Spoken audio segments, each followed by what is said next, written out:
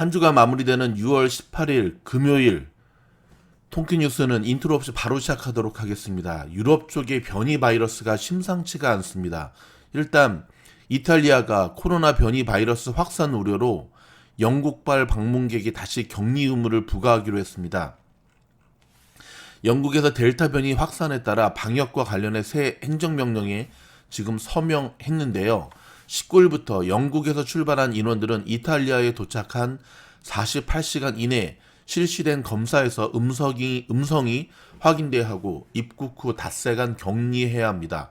혹은 코로나 백신 접종 확인서와 코로나에 걸렸다가 완치됐던 문서를 보유하고 있어야 한다고 하는데요. 이는 영국에서 현재 확산되고 있는 델타 변이 유입을 선제적으로 차단하기 위한 조치입니다. 더불어 영국 정부도 오는 21일로 예정되었던 락다운 해제 시점을 7월 19일로 한 달간 더 연기하기로 했습니다.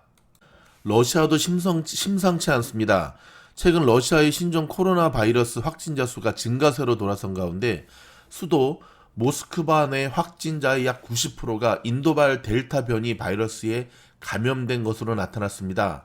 타스 통신에 따르면 모스크바 확진자 가운데 89.3%가 소위 델타라고 불리우는 인도발 변이 바이러스에 감염된 것으로 나타났고요. 델타 변이는 더 공격적이고 빠르게 확산되는 특징이 있습니다. 가장 걱정인 것은 델타 변이를 막기 위해 필요한 항체의 수가 우한 바이러스를 막기 위해 필요한 항체의 수의 배에 달한다는, 2배에 달한다는 겁니다. 자, 좀 아이러니한 것은요. 여러분 아시겠지만 러시아의 백신 접종률이 굉장히 낮습니다. 러시아는 가장 먼저 스푸트니크 V 코로나 백신을 등록하고 세계 각국에 수출까지 하고 있지만 정작 자국 내에서는 서구 국가에 비해서 크게 낮은 백신 접종률을 보이고 있습니다. 왜 그럴까요? 자국민들조차 본인 국가에서 개발했다라고 하는 백신에 대한 불신 아닐까요? 그런데 지금 이 영국의 변종 바이러스, 영국에서 유행하는 변종 바이러스가 심상치 않은 것은 영국의 백신 접종률이 현재 80%입니다. 좀 더 들여다볼게요. 백신 접종으로 코로나 확산세가 진정되고 있는 일부 유럽 국가에서 일상으로 돌아가려는 움직임이 계속되고 있습니다. 프랑스는 8개월 만에 놀이공원을 개장했고요. 야간 통행 금지 조치도 해제하기로 했습니다. 하지만 영국은 변종 바이러스가 빠르게 퍼지면서 다시금 하루 확진자가 10,000명을 넘어서는 등 비상이 걸린 사태입니다. 영국 같은 경우는 작년 11월 하루 확진자가 7만 명에 육박하는 등 최악의 상황을 보였지만 최근 들어 400명대까지 떨어지며 봉쇄 조치를 풀었습니다. 그랬더니 어떤 일이 벌어졌냐면 놀이공원 등 혼잡한 곳이 아니라면 야외에서 마스크도 벗을 수 있게 했거든요. 그리고 오는 20일부터는 야간 통행 금지 조치도 해제된답니다. 그랬더니 런던의 시민들이 거리로 뛰어나와서 춤을 추고 파티를 했습니다. 100일 만에 봉쇄가 풀려 야외 식사도 가능해졌고요. 광장에는 사람들로 발 디딜 틈이 없었습니다. 이러다가 2달 만에 상황이 완전히 바뀌었습니다. 한때 1000명대로 떨어졌던 하루 평균 확진자가 다시 10,000명대로 넘어서기 시작했고요. 전염력이 강한 델타 변이가 확산되고 식당 영업 재개 등 사회적 거리두기를 완화한 영향이 컸다는 분석입니다. 최근에 영국에서 신규 확진자 90%가 델타 변이 감염자고요. 기존 변이보다 훨씬 빠르게 번지고 있습니다. 더 놀라운 것은 영국 성인의 80%가 백신의 1차 접종을 마쳤지만 변이 확산 속도를 따라잡지 못하고 있다는 사실입니다. 이 때문에 이미 3차 유행에 접어들었다는 분석과 함께 가을이 되면 환자가 폭증할 수 있다는 전망까지 나오고 있습니다. 특히 코로나에 걸려 완전히 회복됐더라도 변이 바이러스 때문에 재감염 우려가 크다는 옥스포드대 연구 결과까지 나온 상황입니다. 연구진은 대유행 초기에 코로나에 걸렸다가 나왔더라도 백신을 접종하는 게 바람직하다고 제안하고 있습니다. 여러분, 아직까지 미국에서는 영국만큼은 심각하지 않는데요. 그렇다고 안심할 때는 아닙니다. 왜냐하면 오늘 LA에서도 인도 델타 변이 바이러스 주의보가 내려졌기 때문에 그렇습니다. LA 카운티 보건국은 최근 지역 내에서 델타 변이가 확산되고 있는 상황이라고 밝혔고요. LA 카운티 보건국에 따르면 지난 4월부터 이달 6월 초까지 한 달이 조금 넘는 기간 동안에 LA에서 총 64건의 델타 변이가 공식 확인되었습니다. LA에서만 말입니다. LA에서 확인된 델타 변이 바이러스 64건 중에 34건이 같은 가정 내에서 나온 것으로 확인되고 있습니다. 결국 바바라 페레어 보건국장은 지금까지 파악된 델타를 감안하면 LA 지역의 델타 변이가 주로 가정을 중심으로 퍼져나가고 있다고 분석을 했고요. 특히 LA 경우에는 어떤 특정한 한두 개 이벤트 등을 통한 대규모 델타 변이 전염 사태가 있는 것이 아니라 일반 가정을 중심으로 하나둘씩 퍼져나가고 있다는 사실입니다. 이러한 상황이 더욱 우려되는 부분이라면서 특정 이벤트 같은 경우에 감염이라면 그거를 봉쇄하면 되지만 지금 점진적으로 가정을 통한 변이는 이거 정말 추적하기도 쉽지가 않거든요. 자, 이 뉴스를 들으시는 전 세계에 흩어진 미즈노를 가족 여러분, 아직 코로나와의 전쟁은 끝나지 않았습니다. 자가 방역만이 살 길입니다. 긴장의 끈을 늦추지 맙시다. 자, 미국의 로컬 소식으로 들어가 봅니다. 계속되던 폭염이 한풀 꺾이겠지만 오늘도 오후 6시부터 9시까지 절전 경보가 발령된 가운데 돌아오는 일요일이 파더스데이입니다. 자, 파더스데이를 맞아 식당, 술집, 해변가 등의 15개월 만에 최대 인파가 북적이는 주말이 예상되는데요. 역시 걱정되는 것은 변이 바이러스입니다. 자, 조 바이든 대통령이 어제 노예 해방일인 6월 19일을 연방 공휴일로 지정하는 법에 서명했습니다. 이에 따라 대부분의 연방 공무원들은 오늘을 대체 휴일로 쉬면서 사흘간의 연휴에 들어갔습니다. 아이고, 미국 사람들, 특별히 연방 공무원들 정말 신속하게 1년 땡겨서 쉬네요. 내년부터 쉴 줄 알았더니 한인 은행들은 월요일날 정상 영업한다고 나오네요. 자, 이젠 캘리포니아주 직장 내에서도 백신 완전 접종자들은 마스크를 착용하지 않아도 됩니다. 주 직업안전국이 어제 이런 결정을 내림에 따라 게빈 뉴섬 주지사도 행정명령 발령으로 이를 확정시켰습니다. 캘리포니아 주에서도 실업수당을 받고 있는 주민들은 7월 11일부터 반드시 일자리를 찾고 있다는 증명을 해야 수당을 계속 받을 수 있게 되었습니다. 의도적으로 취업을 회피하는 주민들을 막기 위한 조치입니다. 2천만 명 이상이 이용하고 있는 오바마 케어가 연방 대법원에서 7대2의 판결로 유지, 보존됐습니다. 연방 대법원은 텍사스 등 공화당이 제기한 오바마 케어의 무효화 소송에서 이같이 판결했습니다. 하지만 오바마 케어 문제가 좀 많습니다. 신속하게 보완이 이루어져야 되는데 그냥 방치되고 있는 분위기입니다. 바이든 행정부의 사회 인프라 방안을 초당적 타협안으로 추진해야 하는 공화, 민주 양당 상원 의원들이 21명으로 2배 이상 급증해 처음으로 타협에 성공할지 주목되고 있습니다. 가능성은 조금씩 높아지고 있습니다. 캘리포니아주의 전면 재개방으로 경제가 활기를 띠고 있지만 한인 경제의 중추 가운데 하나인 의류와 봉제 업계가 구인난과 원자재 가격 상승, 지속해서 오르는 최저임금 때문에 삼중고를 겪고 있다라고 하는 소식입니다. 특별히 자바 쪽에서 일하시는 우리 한인들 힘내시기 바랍니다. 한국 소식입니다. 한국 여당인 더불어민주당이 1세대 1주택자에 대한 종합부동산세를 공시가격 상위 2%에게만 부과하기로 했습니다. 1주택자 양도소득세 부과 기준은 현행 9억 원에서 12억 원 이상으로 올려 완화하기로 했습니다. 윤석열 전 검찰총장이 오는 27일 대권 도전을 선언할 계획인 것으로 알려졌습니다. 한 9일 남았네요. 자, 이어 민심 투어를 거쳐 국민의힘 입당 문제를 결정하겠다는 입장입니다. 조 바이든 행정부 출범 후 북한 김정은의 첫 공식 대외 메시지가 나왔는데요.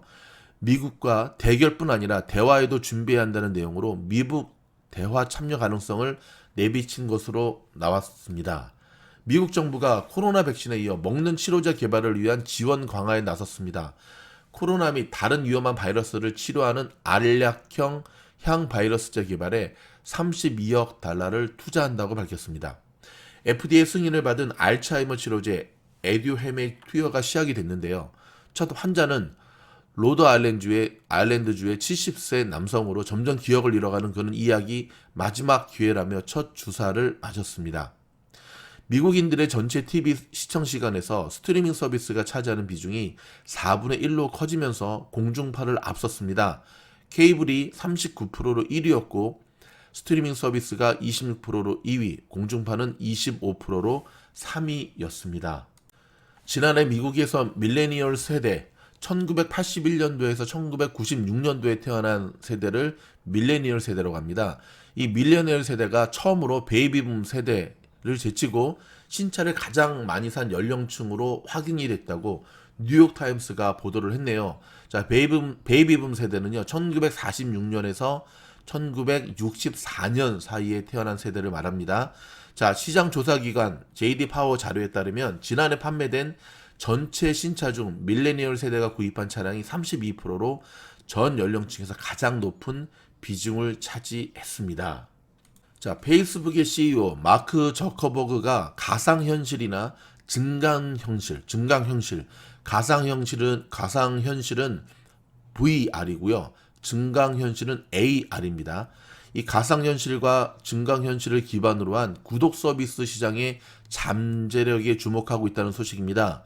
자, 저커버그는 이날 프랑스의 정보기술 컨퍼런스 비바 테크 행사 일환으로 글로벌 광고 홍보사 퍼블리시즈 그룹 모리스 레비 회장과의 화상 대화를 하는 과정에서 이런 의견을 밝혔는데요.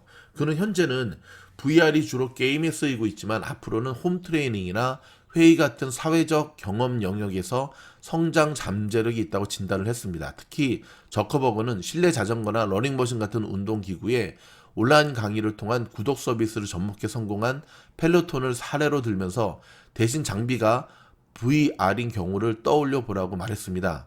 VR 헤드셋을 쓰고 강사와 함께 권투를 하거나 춤을 배우는 것을 예로 들면서 머자나 게임을 넘어서 다양한 용도로 진화될 것이라고 말했습니다. 실제로 페이스북에서 나오고 있는 오큘러스 퀘스트 제품 같은 경우는 없어서 팔지 못할 정도로 인기고요.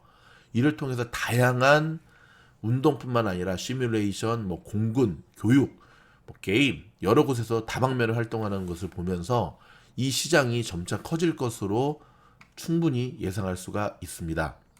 자, 한국에 어제 전해드렸던 한국 시간으로 말하면 17일 오전 경기도 이천의 쿠팡 물류센터에서 발생한 화재가 이틀째 계속되고 있다는 소식입니다. 현장에서 소방관들은 쉬지도 못하고 밤낮 없이 진압에 최선을 다하고 있는데요. 일단 여기에 대한 뉴스 함께 보도록 하겠습니다. 오늘 새벽 경기도 이천에 있는 쿠팡 물류센터에서 불이 났는데 건물 규모가 워낙 크다 보니 14시간째 꺼지질 않고 있습니다. 특히 불을 끌어 들어간 소방대원 한 명이 8시간째 연락이 되질 않고 있습니다. 먼저 지금까지의 상황 정리한 뒤에 현장을 연결합니다. 신재용 기자입니다. 건물 외벽을 타고 검은 연기와 시뻘건 불꽃이 계속해서 뿜어져 나옵니다.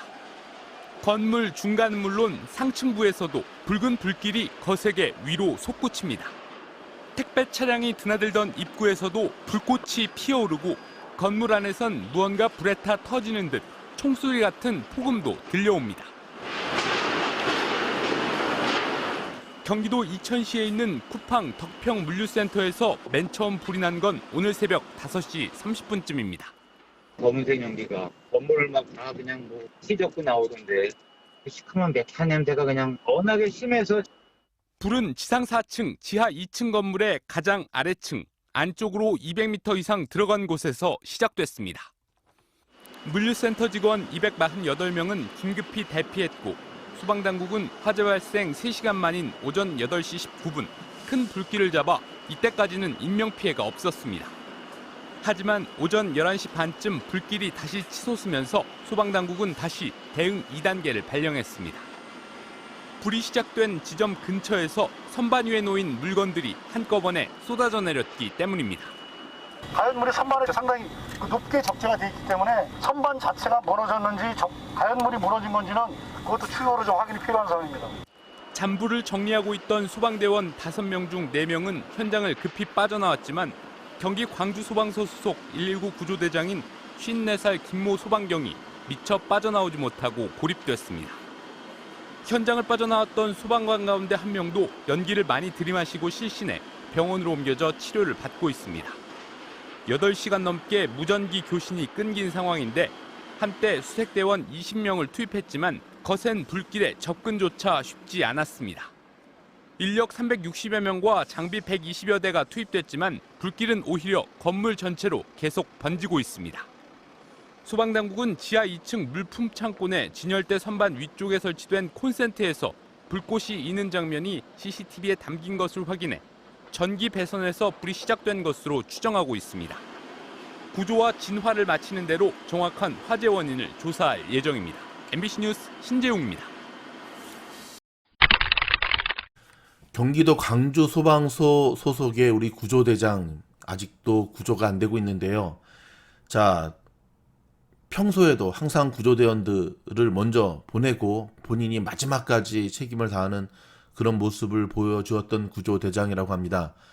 자, 전 국민이 살아서 돌아오기를 염원하고 있습니다. 신라 같은 희망을 가지고 기대하고 있습니다. 더불어서 지금도 우리들을 위해서 이렇게 화마와 싸우면서 수많은 사건 현장에 출동하는 대한민국의 소방대원분들에게 감사의 말씀을 드리겠습니다. 꼭 살려서 돌아오시고 본인들도 반드시 살아서 돌아와 주시기를 간절히 부탁드리겠습니다. 자, 스포츠 소식입니다. 텍사스 레인저스의 양현종 선수 마이너리그로 내려갔네요. 근데 지금 그보다 더 안타까운 것은 40인 로터스에 빠지면서 향후 전망이 점점 어려워지고 있습니다. 스플릿 계약으로 도전하는 모습이었는데 선발의 기회까지 얻었지만 결국은 잡지를 못했고요. 텍사스 구단 자체가 사실은 양현종 선수의 나이를 거론하면서 내년도의 계획에도 그냥 변외 선수로 분류한 분위기인데 양현종 선수 국내로 복귀하지 않고 다시 한번 기회를 잡고자 한다는데요. 일단 포기하지 마시고 굉장히 힘든 상황이 있겠지만 꼭 이겨낼 수 있기를 바랍니다. 더불어서 김하성 선수도 지금 쉽지 않은 상황입니다. 수비로는 참 멋진 모습을 보여주고 있지만 공격이 문제입니다. 자, 미국 현지에서도 더 이상 시간적 여유를 주기 힘들다라는 얘기를 주고 있는데요. 자, 한국 선수들 미국 메이저리그에서 활동하고 있는 유현진, 김광현, 양현종, 김하성 선수, 우리 한국인은 위기 때 강합니다. 이 어려운 위기를 반드시 이겨내서 멋진 승전보의 모습을 우리 국민들에게 꼭 들려줄 수 있기를 기대하겠습니다. 화이팅입니다. 자, 여러분, 점점 여름철이 다가오면서 우리가 한 가지 조심해야 될 것이 있습니다. 그것은 뭐냐면 세균입니다. 세균. 특별히 간장게장을 먹고 발열 증상의 병원에 갔다가 의사들의 심각한 경고를 듣는 일들이 벌어지고 있는데요. 조금 더 살펴보도록 하겠습니다. 아시다시피 여름은 세균의 계절입니다. 뜨거운 햇빛과 높은 습도는 각종 세균을 키우는 자양분 역할을 하는데요. 특별히 날음식, 잘못하면 여러분 식중독, 장염, 한두 번쯤 이 장염에 걸려서 고생 많이 하신 분들 있으시지 않습니까? 자, 한국의 질병관리청에 따르면 비브리오 폐혈증 확진 환자도 급격히 발생하고 있다고 합니다. 덜 익힌 어패류를 먹거나 상처 부위에 바닷물이 닿으면 감염될 수 있다는데요. 상처 부위에 바닷물이 닿으면 감염될 수 있답니다. 자, 이 환자 역시 간장게장을 먹은 뒤에 발열, 전신 피로감, 피부 발진 등에 있어서 병원에 찾았더니 바로 이 진단을 받았습니다. 특별히 만성간 질환자, 당뇨 환자, 알코올 중독자 특별히 조심하셔야 되고요. 더불어 항암제를 복용하고 있는 분들은 더더욱 비브리오 폐혈증에 더 취약하다고 합니다. 여러분, 예방법은 조개나 어패류, 해산물 등은 섭씨 85도 이상 온도로 가열 처리에 충분히 익혀 드셔야 됩니다. 날음식 좋아하시는 분들 정말 조심하셔야 되고요. 껍데기가 열린 뒤에 5분 정도 더 끓이는 식으로 하시면 된답니다. 영상 5도 이하 저온 보관은 필수고요. 피부에 상처가 생겼다면 가급적 바닷물에 닿지 않도록 하시기 바랍니다. 닿았다면 깨끗한 물과 비누로 즉시 노출된 부위를 씻으셔야 합니다. 자, A형 간염도 여름철에 자주 등장하는 질환인데요. 일단 백신을 맞으면 A형 간염은 95%는 예방할 수 있다고 합니다. 더불어 요즘 어린이들, 5세 미만의 어린이들 수족구 아시죠? 수족구. 여름철에 블랙리스트, 수족구에 걸리는 일들이 참 많이 일어나고 있는데 어린 자녀를 둔 분들도 수족구 예방에도 만전을 기울이시기를 바랍니다. 프라지퀀텔 같은 구충제는 1년에 한 번씩 온 가족이 반드시 복용해야 되는 제품이라고 생각을 합니다. 자, 잠시 광고 듣고 돌아와서 지금 미국 주식시장 장 시작한 지 2시간 정도 지나고 있는데요. 굉장히 피바다 장세로 흐르고 있습니다. 중간 보고 해드리면서 뉴스를 마무리 진행하도록 하겠습니다.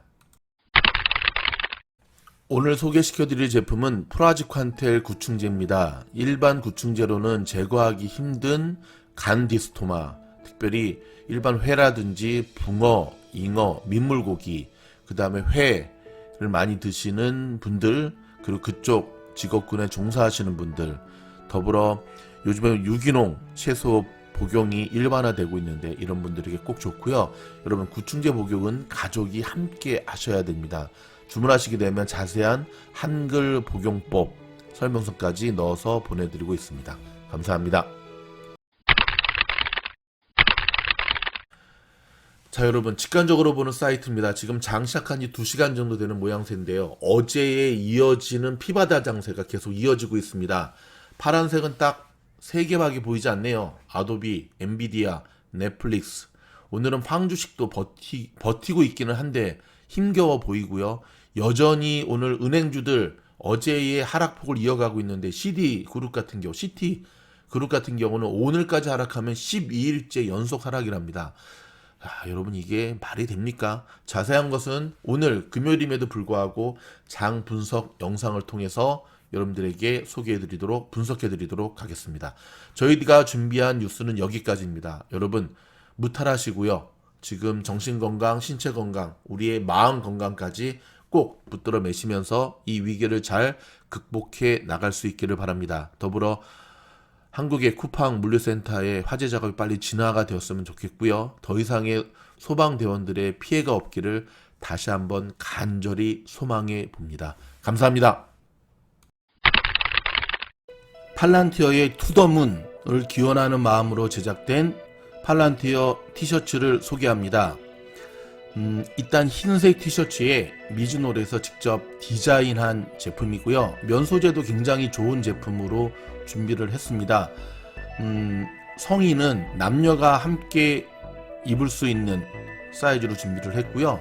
우리 어린이용도 준비를 했습니다. 아이들에게 입혀도 참 이쁠 것 같아요.